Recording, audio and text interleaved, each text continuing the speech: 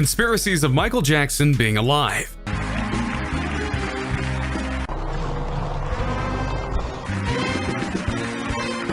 Michael Jackson was the king of pop, the master of the moonwalk, and a man that set the tone for generations. And yet, he was a man who was not all there in some ways, and that eventually costed him his life. Or did it? Here's a few reasons why we think Michael Jackson is still alive. Be sure to like the video and subscribe to the channel. Number 6. The reason for Michael Jackson being alive. For the management of insomnia. It's inconceivable. And you state unethical. That's correct. Officially, Michael Jackson passed away on June 25th, 2009, nearly 10 years ago now. The cause of his passing was from taking too much of a prescription medication given to Jackson by his personal physician, among others, which is proof why you don't abuse prescription medication. No one saw this coming, since Jackson was already getting ready to perform what might be his biggest concert tour ever, in the form of This Is It, which would ironically become a documentary movie of sorts to chronicleize the last days of Michael Jackson. But when the shock wore off as the details came out about the passing, many fans and conspiracy theorists got more and more skeptical as to whether Jackson was really gone at all. But that begs the obvious question. If he was indeed alive, why put the world through this? Why put his family through this? Especially his kids who he truly adored. What could Jackson have been thinking to make him do such a thing? It might have to do with the fact that while he was a legend in the music industry, behind the scenes he was a much different man. And as the recent movie Leaving Neverland showed, that different man hurt a lot of different people behind closed doors. While on stage, his life was glorified because of his personality and music abilities. His home life was something much more scathed. The way he acted, treated others, allegedly treated certain children, which became Leaving Neverland. How he treated his own children, dangling one off a balcony for starters.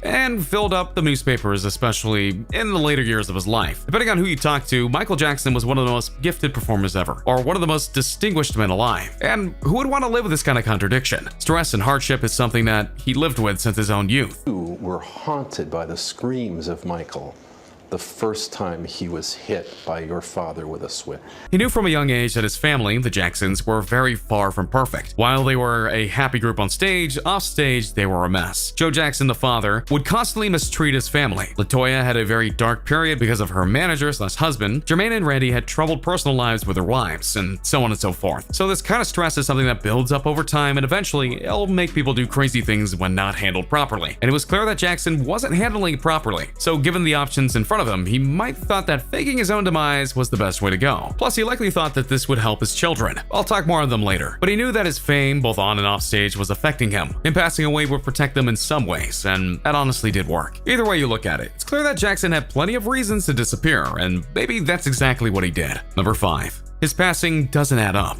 There have been many people throughout history who have claimed to fake their own passing, but the reason some of these theories persist is that there are clues and bits of information that honestly make people think that they're still alive. And Michael Jackson's definitely had that. Let's start at the beginning. How was Michael Jackson discovered to be deceased? Through his personal physician, Conrad Murray. It was Murray's testimony that painted the picture for what happened to Jackson. According to Murray, he went to check on Jackson when he didn't come out of his room at his place in the morning. He was supposed to be rehearsing for his This Is It tour, but despite a great practice the previous morning, Jackson didn't come out of the room. When Murray entered the room, he claimed that Jackson was near lifeless. His body was warm and he had a pulse, but he wasn't moving or responding to stimulation. And so he went and performed CPR on Jackson. He did this for about 10 minutes before getting help. By the time the ambulances arrived, Jackson had been in a state for about 30 minutes. The medics tried to bring him back, but were unable to. He was gone, or so they told us. Let's start with Murray. It was noted later on that he did CPR incorrectly. Specifically, he did CPR on the bed, which is incredibly non-helpful and helped lead the Jacksons passing. This, along with the use of medical substances that were prescribed by Murray, led investigators to think that this was more of a case of involuntary manslaughter versus an accidental overdose, which was the official diagnosis before further investigation was done. How would a licensed physician not know how to do correct CPR? It also took him about 10 minutes to go and get help. Because of the circumstances of which Jackson was living in at the time, there was no landline, and Murray claimed that he couldn't use his cell phone because he didn't know the full address. That sounds rather convenient, or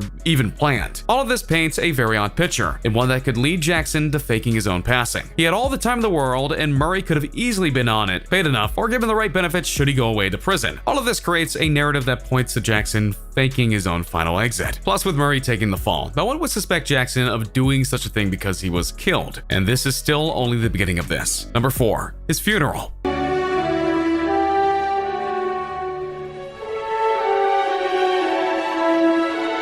For another big clue as to why Michael Jackson might still be alive, let's look at his funeral and the circumstances surrounding it. During the memorial, Marlon Jackson, who is the sixth child of the Jackson family and brother to Michael, noted, "Maybe not Michael, that will leave you alone." That's an odd thing to say at a memorial, as he's clearly calling out all the critics and haters that Jackson has earned in his later years, but still, at the same time when you're supposed to be honoring your brother, why say that? And why use the phrase, "leave you alone"? That implies you're still able to be left alone. Then there is the fact that his body is in a $25,000 solid bronze casket in the Holy Terrace section of the Great Mausoleum. Why is that important? Because of the placement of the caskets. It's in a spot where no one can get to it without serious clearance. Not even family can go and see the casket unless a great circumstance is presented. Now on the surface, this seems fine. After all, the Jackson family likely wanted to make sure that the body of Jackson wasn't stolen, which has happened before with other celebrities like Charlie Chaplin, or desecrated or other such things. But another take on it might be that they or Michael Jackson didn't want his body to be examined too closely. As any magician would tell you, the greatest trick of a performer is sleight of hand, and Michael Jackson definitely knew this by his many performances. So why not stage a grand ceremony, one so lavish that they make you think that you're gone, and then just disappear into the night? Plus, if no one can see the body, they can't examine it themselves and determine whether it's real or not. Finally, on this particular topic, if you look at the death certificate of Michael Jackson, you'll see that it reads Michael Joseph Jackson, but there's a problem with that. Mainly, Michael's middle name was Joe, not Joseph. He was named after his father, which begs the question of how they messed that up. It would have been in his records that he was Joe and not Joseph. So was the coroner doing that on accident? Or was it intentional because falsifying a death certificate wasn't a big deal? A lot of mysteries are born from that funeral, don't you think? Number 3, sales. Of the news of his death,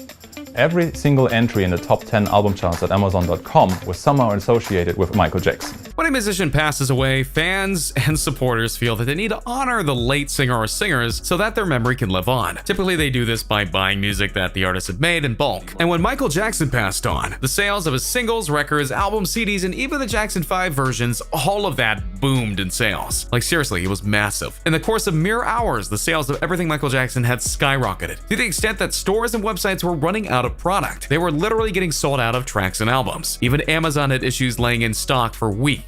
And it wasn't just in the United States either. It was in many parts of the world. Even Japan was selling out of Michael Jackson items. His items were selling so well that they topped the charts years and even decades after they phased out, showing the support that the King of Pop had from its supporters. And don't get me started on the Michael Jackson memorabilia on places like eBay. So what does this prove? Well, the money has to go somewhere, and if he planned it right, he could have easily diverted a lot of his exit sales to separate accounts that he could access, or someone having access on his behalf. He likely knew that his passing would cause such a rise in stock, so to speak, so he simply capitalized on it. Why would he do that though? Lots of reasons, some I've mentioned before, but the biggest one might be despite his fame and wealth, he actually did have some money issues, and this would not only fix that, but set himself up for the life that he was about to have. Not to mention, if someone had paid close attention to his main account, they might notice Michael Jackson dipping into it, but if he had his own deal on the side, not so much, because they wouldn't know where to look. Number 2, people claim to have seen him in multiple places. What's a conspiracy theory about a celebrity who passed away without people claiming that they saw him alive? It's a classic, and yes, people have claimed to see Michael Jackson alive in multiple places, no less. Some of them, to be fair, are just inferences and speculation, such as when Paris Jackson, his daughter, made a post about clothes and everyone thought that the clothes were a symbol that Jackson was still alive. You know, that kind of thing. But then Paris posted a video, and in the background you could see someone that definitely resembled Michael Jackson, especially in the face. And that's something that got a lot of people's attention. Then in 2017, one of Michael Jackson's nephews got married, and the video of the event showed a very bulky man covered in clothing walking around, especially near the Prince and Paris. Upon further examination, it was believed that this was Michael, using a pseudo source that he had during a short role in the film Ghosts, which he would have had access to and totally would have used to hide his identity. Then in 2017, Janet Jackson released a song called The Great Forever. One man was listening to it, and when he caught the sound of a person singing that he didn't recognize, it clearly wasn't Janet Jackson. So he got the song and put it into a video editor, and when he did, he lowered the volume on it and the other parts to discover that it was someone who sounded awfully like a lot like Michael Jackson. The line that he was singing was very convenient. Not too pleased with what you're digging. I'm just busy living my life. Janet and Michael did have a special relationship. It's not much of a stretch that he could go to her and have her keep it a secret, but remember, the guy had to break down the song before finding the voice, so the average listener wouldn't have been able to pick up on it. So whether you believe these sightings or not, it's really up to you, but it's something to consider, and these might not be the last sightings that we have of Michael Jackson. Number 1, Elvis helped him out. No, I'm serious here. One of the most ironic things in the music industry was that the King of Rock, Elvis Presley, had a daughter who would later go on to marry Michael Jackson. It was a match made in heaven, until it wasn't. But that doesn't mean that Elvis and Michael weren't close. Elvis also passed under mysterious circumstances and had an equally similar odd demise, leaving many to believe that he was in fact alive the whole time, including clues being dropped at his funeral. Sounds similar? And so he felt that he could get away with it. Some speculate that he went to his son-in-law and saw his own struggles and offered him the same way out that he took. Elvis was nice like that, truly. And if Elvis could get away with it, why not Michael? All it would take is planning, timing, and the nerve to do it. And Michael did have that. And so there you have it. Some proof that Michael Jackson might still be alive. Which of these points do you think was the most compelling? Also, which do you feel needs more evidence? Let me know in the comments down below. Be sure to subscribe and I'll see you around. Just to let you all know, we're going to be doing giveaways. Yeah, that's right. You have the ability to choose from an iPhone X Max, the new iPad Pro, or literally flat out $600. Yeah, pretty cool, right? And all you gotta do is like the video, subscribe to our channel, comment the keyword in the video, and most importantly, watch the full video. It's that simple.